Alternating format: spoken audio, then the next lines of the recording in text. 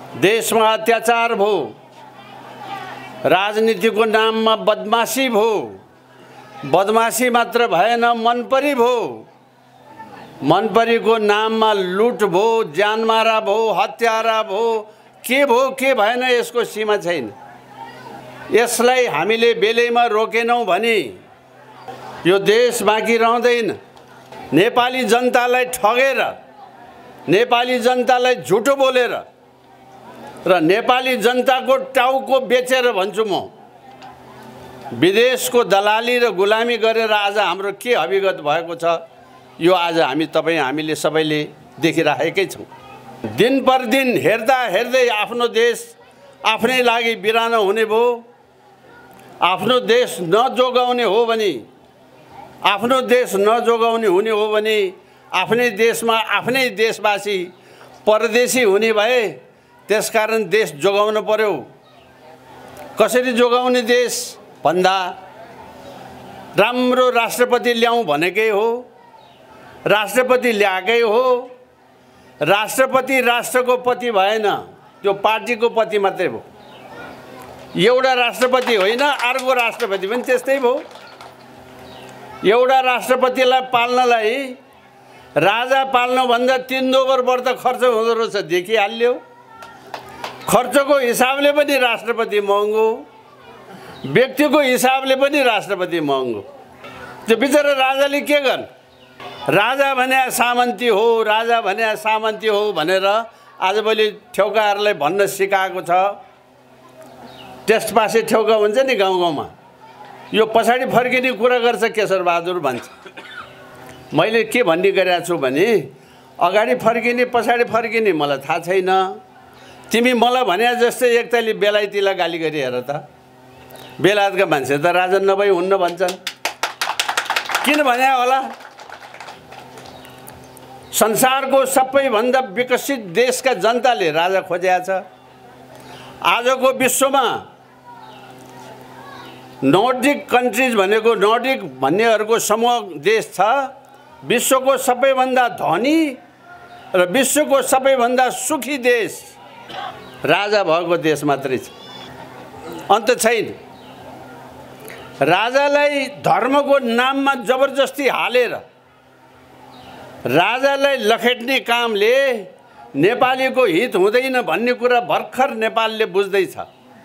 हरेक पटक राजा कमजोर भएको बेलामा देशले ठुल्ठुलो नोक्सानी भोगेको छ। दाजुभाइ दिदीबहिनी हो, ख्याल गर्नुहोस्। हामीले राजा त्यसै चाहियो भने होइन। राजा त जन्मको कारणले एउटा व्यक्ति राजा भइरहन्छ, तर बलियो संस्था देशमा भयो भने देशलाई फाइदा हुने रहेछ। त्यो संस्थाले कमसेकम देश नबेच्ने रहेछ। त्यो संस्थाले कमसेकम आफ्नो देशको जनताको अहित नसोच्ने रहेछ। बेलामा राजाले नजोगाइदिएको भए आजभन्दा 20 वर्ष अगाडि 40 लाख विदेशीलाई नेपाली बनाउनु पर्यो भनेर यही संसदमा यो परिवर्तन पछाडि गिरिजाबाबुले प्रस्ताव ल्याएर राजा वीरेन्द्रले नरोकेको भए एउटा साधारण हिसाब गर्ने मान्छेले पनि सोच्नुहोस् 40 वर्षमा जनसङ्ख्या बढेर कति हुन्छ? 40 लाखको 40 वर्षमा कति हुन्छ? करोडभन्दा बढ्ता विदेशी यहाँ भइसक्थे। आफ्नै देशमा यो देश हामीलाई चाहिन्न भनेर अघि पूर्ववक्ता साथीले सिक्किमीकरण गर्ने भने जस्तो यो देश हामीलाई चाहिन्न, उतै हाल्देऊ भनेर जुलुस हिँडिसक्थे। राजाले त्यसै जोगाएको छैन यो देश। म तपाईहरुलाई प्रश्न गर्न चाहन्छु, यो देशमा नेपाली पैसा चल्दैन थियो, तपाईहरुलाई थाहा छ। आफ्नो देशमा आफ्नो देशको पैसा नचल्ने देश यो। राष्ट्र बैंक खडा गरेको राजा महेन्द्रले, नेपाली रुपियाँ तपाईहरुको खल्ती खल्तीमा छ, अहिले त्यो चलाएको नेपाली राजाले। देशले थिचोमिचो गर्ने, विदेशीले थिचोमिचो गर्ने र स्वार्थको कुनै सीमा छैन। हेर्नुस्, 50 नागेको हर मान्छेले यो अनुभव गरेको छ। आफ्नै देशको एउटा गाउँबाट अर्को गाउँमा जानलाई विदेशी भूमि भएर जानुपर्ने देश यो देश। देशका कुरा ठुल्ठुलो गरेछ, तर देशको लागि गरेकै छ। मेची महाकाली सडक राजा महेन्द्रले मुट्ठी दान मागेर नबनाएको भए आज यिनले यत्रो ठुलो कुरा गर्ने अवस्था हुँदैन थियो। यिनीहरूको लुच्चाइ त कस्तो भने राजालाई गिफ्ट दिएको, जापानीले गिफ्ट दिएको, मैले टेलिभिजनमा पनि बार भनेको छु, जापानीले गिफ्ट दिएको कर्णालीको पुल बनाएर ठ्याक्क सकियो। जापानी राजासँग सल्लाह हुँदै थियो कहिले उद्घाटन गर्ने भनेर, सके उहाँहरूलाई पनि निम्त, म त्यति बेला मन्त्री पनि थिएँ, त्यति बेला चाहिँ नि जापानी राजालाई निम्त गर्न पाए हुन्थ्यो भन्ने हाम्रो बन्दोबस्त कोसिस पनि थियो। देशमा परिवर्तन हो, व्यवस्था गएको भोलिपल्ट गिरिजाप्रसादजीले सबैभन्दा पहिले उद्घाटन गरेको त्यो कर्णालीको पुल राजाले बनाइदिए, उहाँ रिबन काट्न गयो। अब देश बनाउन बसेका ओली हटाएर आउन खोजेको को 5 पटक भइसक्यो देउवाजी। अब देउवाजी आएर के नापिने हो, यहाँ के नापिने हो? देउवा आएन भने आउने अर्को दाहालजी, त्यो दाहाल 2 पटक भएर अब तेस्रो पटक भएपछि के हुने हो? यहाँ कोही भएर केही पनि हुँदैन। अब संरक्षक राजा फर्केर भाइ भतिजा ज्वाइँ जेठान साला नभनेर, छोरा छोरी नभनेर, आँखा चिम्लेर एकपटक भ्रष्टाचारीहरूलाई बारीको पाटोमा हलीले लिँडको ला जस्तो गरी नलाउने हो भने यो देश 1 2 3 बाँकी रहँदैन। अब यहाँ कसैको मुख हेरेर साध्य हुने अवस्था छैन। एकपटक आँखा चिम्लेरै कारबाही गर्नुपर्छ। हर मान्छे, पीडा नभएको मान्छे छैन। दिनको दिन एउटा सामान्य खाद्य तरकारी आलुदेखि लिएर तपाईको चाहिँ कुनै पनि राष्ट्रिय काममा अकल्पनीय मूल्य वृद्धि हुँदा 55 रुपियाँमा किनेको तेल अहिले दिनका 120 रुपियाँ भइसक्यो।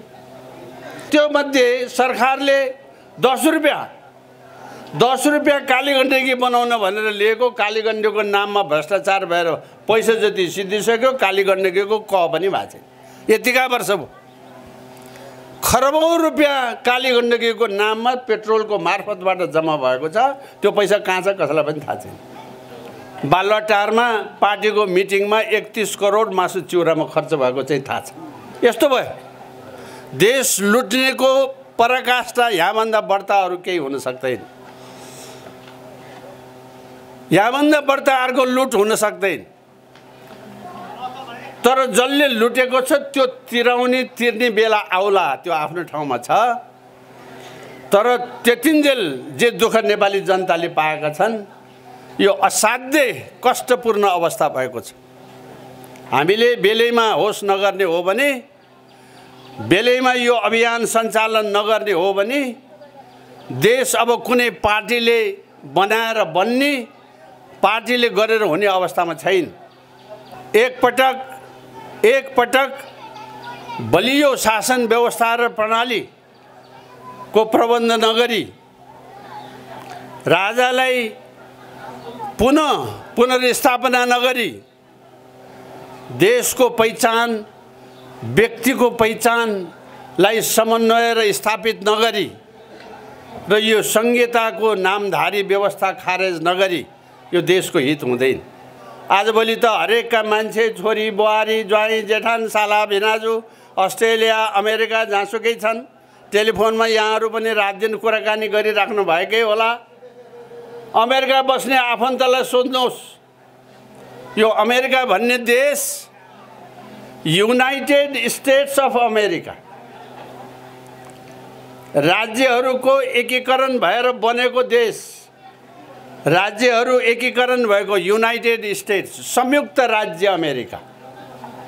किन भयो संयुक्त राज्य अमेरिका भने सुरुमा 13वटा देश थियो। त्यो 13वटा देशलाई यो बेलायती साम्राज्यले हमला गरेर दुःख दिएर हैरान पार्यो।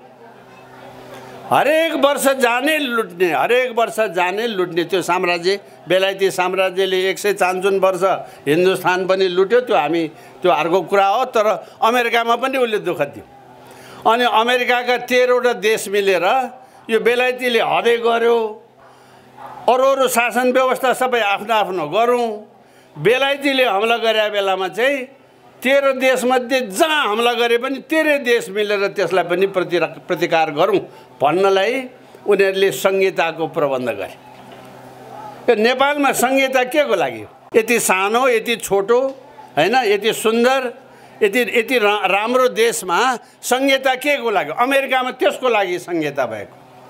त्यसकारण त्यहाँ राज्य पछि नियम फरक छ, आज पनि ट्याक्स फरक छ, आज पनि आम्दानी फरक छ, आज पनि तपाईहरुका छोरा बुहारी सबै त्यही होला। सोध्नुहोस्, कुनै राज्यमा घण्टाको यति डलर, कुनै राज्यमा घण्टाको उति डलर। त्यो देशको राज्यको आफ्नो नियम छ। त्यो संयुक्त भएर बनेको देश, त्यसरी संहिता भयो, जुन नेपालमा त्यो अवस्था होइन। अर्को संहिताको प्रवर्तक देश सोभियत रुस। सोभियत रुसलाई union of Soviet socialist country भन्छ। सोशलिस्टहरूको युनियन हो त्यो। त्यसो भएर त्यो संहितामा एउटा थप नयाँ कुरा चाहिँ के भने आत्मनिर्णयको अधिकार भन्ने कुरा थपे उनीहरूले चाहिँ। मन लागे बेलासम्म बस्ने, मन नलागेपछि छुट्ने। हाम्रा यहाँका झल्लोहरूले नेपालमा संहितामा आत्मनिर्णयको अधिकार हुनुपर्छ भनेर बोलेको कराएको तपाईहरुले सुन्नुभएको होला। त्यो भने के हो? आत्मनिर्णयको अधिकार भनेको मलाई यो देश मन परेन भने अर्कोतिर जान्छु भनेको। हामी त्यो गर्न सक्छौँ? नेपालको कुन चाहिँ भागलाई तपाईँ अर्कोतिर जा भन्न सक्नुहुन्छ? संहिताको नामको विकृति हेर्नुहोस् त। अमेरिकामा बनेको खालको संहिता पनि नेपालको होइन। सोभियत रुसमा र सोभियत रुसको अन्तर्गतको देशमा बनेको संहिता पनि नेपालको होइन। अर्को थरी संहिता अस्ट्रेलियामा भयो। अस्ट्रेलिया भन्ने देशै होइन, यो त महादेश। कत्रो देश भन्ने कुराको सीमै छैन। अहिले 6वटा प्रदेशमा अस्ट्रेलियालाई बाँडेर त्यहाँ राज्य सञ्चालन भयो। हामी आफूलाई सानो सानो भन्छौँ नि, त्यो किन भन्छौँ भने हाम्रो उत्तरतिरको चीन पनि ठुलो, चीनको पनि तिब्बत एउटा पनि हामीभन्दा कति गुणा ठुलो, दक्षिणतिरको बिहार र उत्तर प्रदेश पनि ठुलो। त्यो ठुलो मात्रै होइन, कति धेरै ठुलो। तर सिङ्गै हिन्दुस्तानभन्दा धेरै गुणा ठुलो छ त्यो अस्ट्रेलिया भन्ने देश। कल्पना गर्नुहोस् कत्रो होला त्यो। र त्यो देशको शासन व्यवस्था कसरी चल्ने? घोडा चढेर हिँडेर अथवा अहिलेको जस्तो कम्युनिकेसन, टेलिफोन यो सबै सुविधा थिएन। त्यहाँ त जोक गर्ने चलन छ। भर्खर बिहा गरेको केटा र केटीलाई जाऊ चिठी लिएर भन्यो भने चिठी पुगेर फर्केर आउने बेला छोरो पनि सँगसँगै बोकेर आउँछ भन्छ। त्यति धेरै ठुलो देश, गएर काम गरेर साध्य नहुने देश। त्यसो भएको हुनाले आफ्नो आफ्नो स्थानीय स्वायत्त शासन प्रणाली लागू गर्नलाई बनाएको संहिता हो। नेपालको कस्तो? कसको सिकेर नेपालमा संहिता खोजेको? नेपालमा कुनै एउटा त्यस्तो ठाउँ छैन जहाँ 25% भन्दा बढ्ता एउटा भाषाभाषीको बहुमत भएको होस्।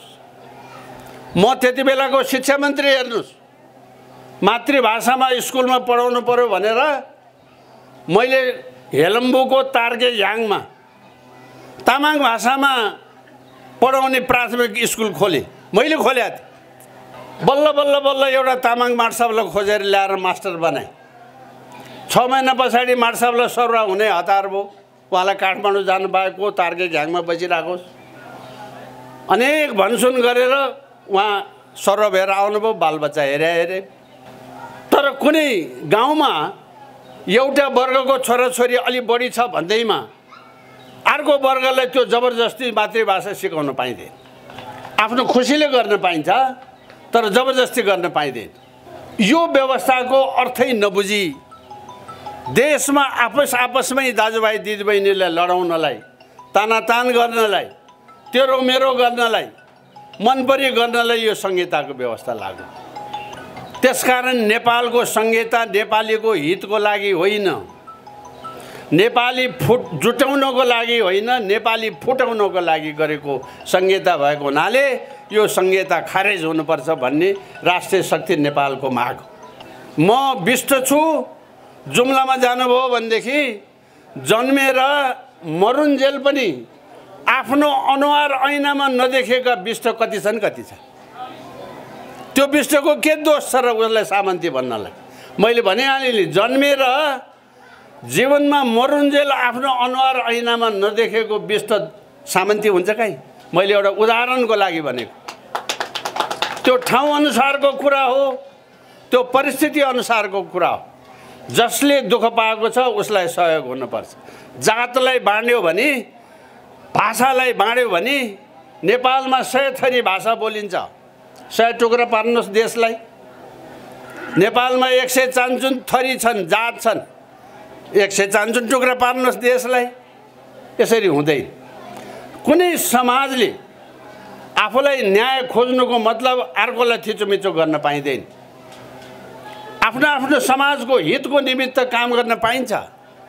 त नेपालमा संहिता यो नबुझिकन हार र हुर्रोकै भरमा, हाहाकारकै भरमा, लुटकै भरमा, ज्यान मारेकै भरमा, तर्साकै भरमा ल्याएको चिज भएको हुनाले या त यो नेपाली आम नेपाली दुनियाँको अगाडि जनमत सङ्ग्रह गर्नुपर्छ, यो व्यवस्था राख्ने कि नराख्ने भनेर, होइन भने झुक्क्याएर लुटेर विदेशमा गएर 12 बुँदे अर्को सम्झौता गर्ने, नेपालभित्र आएर अर्कै काम गर्ने। त्यो जनआन्दोलनमा धर्म मास्ने कुरा कहीँ पनि छैन। त्यो 12 बुँदेमा धर्म मास्ने पर्ने कुरा कहीँ पनि छैन। तर यहाँ आधा रातमा यहाँको संसदले रातारातमा नेपाललाई धर्मनिरपेक्ष राज्य घोषणा गरिदियो। इत्यादि कारणले, यो जालझेलका कारणले, मनपरीका कारणले, धोखाका कारणले, जबरजस्तीका कारणले राजा हटाइएको हुनाले, धर्म नासिएको हुनाले र संहिता लादिएको हुनाले त्यसको परिवर्तनको काम गर्नुपर्ने अवस्था छ। यो समय बलवान र समयले मान्छेले देख्दै बुझ्दै हेर्दै आएपछि, आफ्नो आत्मा बोल्न थालेपछि भएको परिणाम हो यो। तपाईहरु सबैलाई मुरीमुरी बधाई छ, धन्यवाद छ। अझ बढ्ता साथ दिउँ, लामो समय दुःख गर्नु पर्दैन। यही स्थिति लामो समय रह्यो भने देश रहँदैन। त्यसकारण हामी सबैको आह्वान श्री 5 मारा धिराज सरकारलाई समेत, अब तपाईले केही गर्नुस्। तपाईलाई राजा त्यसै माने होइन, तपाईबाट देशको हित हुन्छ, संरक्षण हुन्छ भन्ने विश्वासले पनि हो। केही गर्नुस् तपाईले भनेर हामी उहाँलाई समेत पनि घचघचाइराखेका छौँ।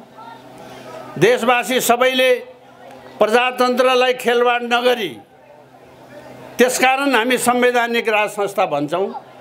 प्रजातन्त्रमा आजको दिनमा, आजको जमानामा प्रजातन्त्रमा कम्प्रोमाइज गर्न पाइँदैन, देश विकासमा कम्प्रोमाइज गर्न पाइँदैन, तर मनपरी र जबरजस्ती गर्न पाइँदैन। यो मनपरी र जबरजस्तीबाट देशलाई जोगाउने एक मात्र संस्था नेपालको राज संस्था हो। राज संस्थालाई कायम गर्दै, आफ्नो देशको पहिचान, व्यक्तिको पहिचानलाई कायम गर्दै, आजभन्दा 2700 वर्ष अगाडिदेखि राजा शुद्धोधनको पालादेखि हुँदै आएको कुरा, शाहवंशको कुरा त 300 वर्षको मात्रै कुरा गर्दैछौँ हामी। 2700 वर्षदेखि राज संस्थाले गरेको र दिएको देश हो यो। मल्ल राजाहरूले ठुला ठुला योगदान गरेका छन्, किराँत राजाहरूले गरेका छन्। राजाले दुःख दिएको छ, यो गलत कुरा। समय अनुकूल कहीँ कहीँ कमी कमजोरी भयो होला, तर यो देशको स्थापना, यो देशको निर्माण र यो देशको संरक्षण यही संस्थाले गरेको छ र यो संस्थालाई हामीले बल पुर्याउनुपर्छ। भन्नुहोस्, यो देश आज कुन संविधानको कुन धारा अन्तर्गत चलिराखेको छ? बहुमतको शासन व्यवस्था थियो भने संविधानको एउटा धारा अन्तर्गतको शासन हो, बहुमतको शासन छैन। अर्को पार्टीको न्यायाधीश बसेको छ उतातिर, उसले होइन त रामबहादुरपट्टि जा, त श्यामबहादुरपट्टि जा, तेरो पार्टी खारेज भयो, पुरानो पार्टी जन्मा, यस्तो पो भन्छ न्यायाधीश। त न्यायाधीशले संविधानको व्याख्या गरिराखेको छैन, न्यायाधीशले राजनीति गरिराखेको छ। किनभने न्यायाधीश पार्टीको कार्यकर्ता छ। स्कुलमा जानुहोस्, यो हाम्रो पार्टीको बच्चा, यसलाई हेरिदिनुहोस् भन्छ। त्यो जन्मेको नाबालक बच्चा पनि कुनै पार्टीको हुन्छ र? माट साहबलाई पहिले गएर उसले भन्ने त के भने हाम्रो पार्टीको हो, लौ न हेरिदिनुहोस् भन्छ। अस्पतालमा जानुहोस्, डाक्टरले यो मेरो पार्टीको हो हेरिदिनुहोस् भन्छ। बिरामी पनि कुनै पार्टीको हुन्छ र? देशको बिरामी भएन, देशको विद्यार्थी भएन, देशको शिक्षक भएन, देशको प्राध्यापक भएन, भाइस चान्सेलरहरू पद पदाधिकारीहरू देशका भएनन्, कर्मचारी देशको भएन, युनियन ट्रेड युनियनको भयो। अब देशको चाहिँ को बाँकी छ त? हरेकले आफ्नो पार्टीको हितको मात्रै काम कुरा गर्दा गर्दा गर्दा गर्दा हेर्नुहोस्, बेलामा राजाले नजोगाइदिएको भए आजभन्दा 20 वर्ष अगाडि 40 लाख विदेशीलाई नेपाली बनाउनु पर्यो भनेर यही संसदमा यो परिवर्तन पछाडि गिरिजाबाबुले प्रस्ताव ल्याएर राजा वीरेन्द्रले नरोकेको भए एउटा साधारण हिसाब गर्ने मान्छेले पनि सोच्नुहोस् 40 वर्षमा जनसङ्ख्या बढेर कति हुन्छ? 40 लाखको 40 वर्षमा कति हुन्छ? करोडभन्दा बढ्ता विदेशी यहाँ भइसक्थे। आफ्नै देशमा यो देश हामीलाई चाहिन्न भनेर अघि पूर्ववक्ता साथीले सिक्किमीकरण गर्ने भने जस्तो यो देश हामीलाई चाहिन्न, उतै हालिदेऊ भनेर जुलुस हिँडिसक्थे।